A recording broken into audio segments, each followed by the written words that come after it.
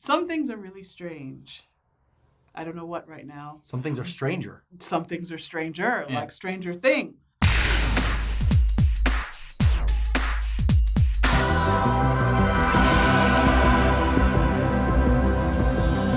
One of the best homages to 80s things, period, in a long time. Movies in particular, they were kind of going for that. But yeah, not just movies. The whole thing felt like the 80s. The show focuses on a character, Will, who is lost. He just disappears in the first episode. And they basically are following his friends and his parents and families of his friends and what happens to him. This weird girl that's got a shaved head kind of looks like a girl version of Ken. No. You know who she looks like? She looks like Neverending Story, the original Childlike Empress. Yeah, you're right. She had long hair, but it was pulled back really tight all the time, so it almost looked like it was a shaved head. You're right. Looks just like her to me. I mean, I know they're not identical. And she's adorable. They're both adorable. She's adorable little girl.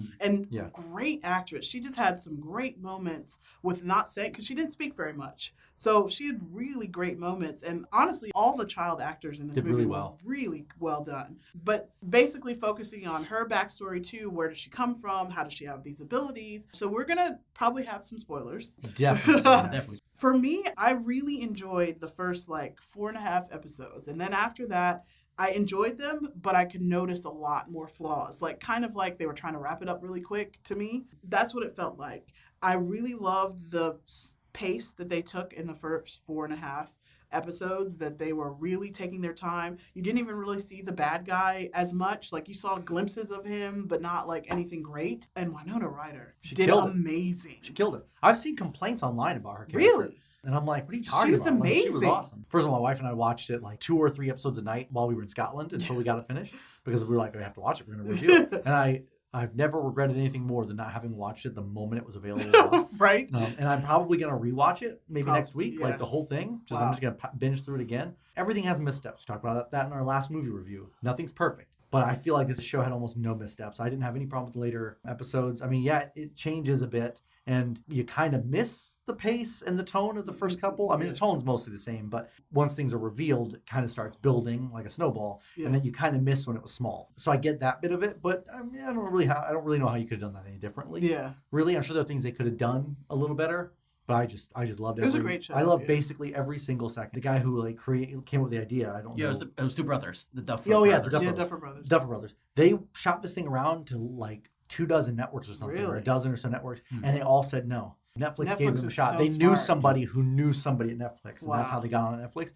So what we could have gotten was a regular TV show on regular TV that was going to be bad, because they said that the critique they were given basically by half the people they saw was, rewrite this stuff. We don't want to see the kids all the time. Make it about this police officer investigating this supernatural occurrence and running into, maybe see the kids, he interviews the kids, but we don't have all this stuff. No. And they were like, we can't do that. Make it work. Yeah, make this show good.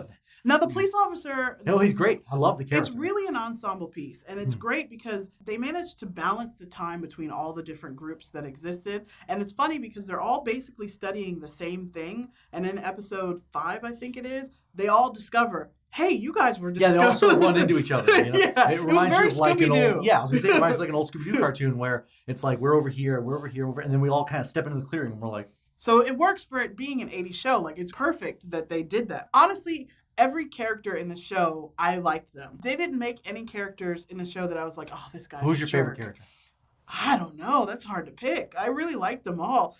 Mike is brilliant. The scene where the fort is built, but 11 isn't in there, and they're horsing around in the background, but he turns and looks. Oh, man. At the very end, yeah. Yeah. Oh, it got me. Man. Yes, it got me. Because he really cared for this. And you could tell he was kind of the heart of the group. So, which I thought was going to be Will, honestly. I did too. But it wasn't. It really wasn't. It was just the kidnap victim. Yeah. You know? And Will was a great character. He did a really good job in the scenes because unfortunately he wasn't in a lot of it because he was kidnapped. But all the scenes that you see him in, these kids are just amazing. So who's your favorite character and why? Yeah. I definitely love Hopper's progression. When you're first introduced to him, it's like, oh, okay. He's a dick. Yeah, I can't stand exactly. him. You think he's just like this drunk, smoking guy. You're going to hate him, but then you just find out more about him. He's practically the hero. And just this hero's journey that he goes on. It was actually exactly a hero's journey. It was really, really well. Finally about his daughter too, and his past. Never have I been like so turned around with the character. Right? Yeah. Like first it's like I don't like this guy from the beginning, and then afterwards it's like I love you so much. Well, then you get the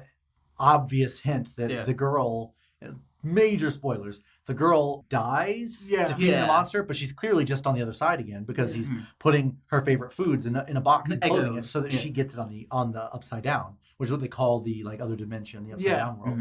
My favorite character is probably going to surprise you, the girl's boyfriend, the bully.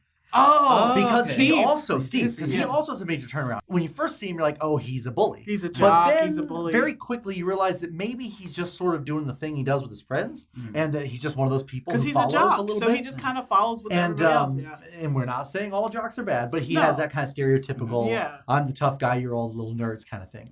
But he likes the girl, and my genuinely older likes sister. her, because in the beginning, clearly. I didn't think he genuinely liked her. Sex. Yeah.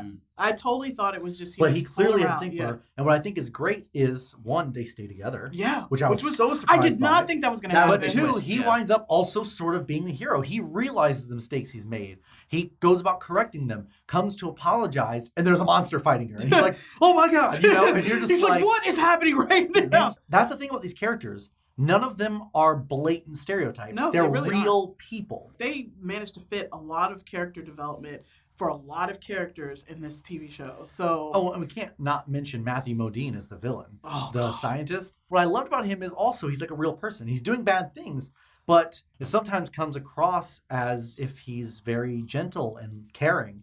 But then you're like, oh, but he wants to kill all these people. Yeah. Whoever did hair and makeup and costuming for the show, on point. They knew their shit. Yeah, it was so on point. If you had to say one thing that you wish they had changed. I think if I could change one thing, come back to me. Start on this one. Okay. I hadn't thought about this. All right, so it was one scene for me, and John feels differently. We talked about this earlier. I mean, I see where you're coming from. Yeah. But go ahead. It was the scene, I think in episode 5 or 6, where Nancy has gone to the upside down. She didn't realize she did. She just saw this hole and decided. And that was another thing. We were like, hey, let's explore it. That was definitely a trope of like horror movies and stuff like that. Let's see this thing that doesn't make any sense. Let's go into it. Yeah, let's just walk into this big, crazy, weird hole. Plant hole. Right? But she goes in and she sees the monster eating this body or whatever he's doing with it. I have no idea.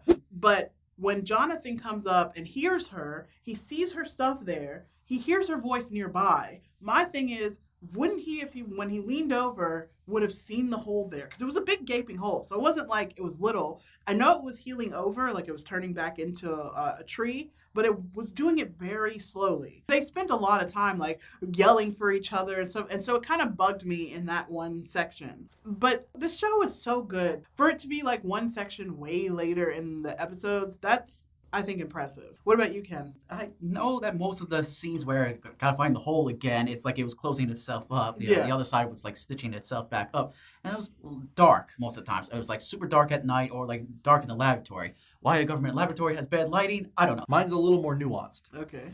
Benny should not have died in the first episode. So basically, 11 escapes Matthew Modine and the people who are kind of using her for her powers. And she winds up scarfing down fries in Benny's kitchen. And he sees her. As he owns a little restaurant diner, and he's like, hey, and he catches her and he realizes something's not right. So he calls the authorities. I think what should have happened is she should have demonstrated ability unintentionally. Like maybe she felt threatened when he ran over and she like stopped him. And then he's like starting to realize what's going on here. She's not a normal kid. So then he's like, look, I'm not going to hurt you. You know, if you need food, you can eat food. And then forms a bit like Leon the Professional kind of with Natalie Portman, I think. Yes. Kind of relationship, except not assassins. Maybe the first 2 episodes. Taking care you get a bit of time of them together. Because Benny was a great character. But then Matthew Modine's people show up because they've tracked her and kill him, and that's what makes her be like, oh, I really got to get moving. Yeah. And that's when she hides out with the boys. How the show ends is very interesting, where Will is finally safe, but is he finally safe? And see, that was the only thing that Yeah. was a problem for me. I thought they didn't need the epilogue.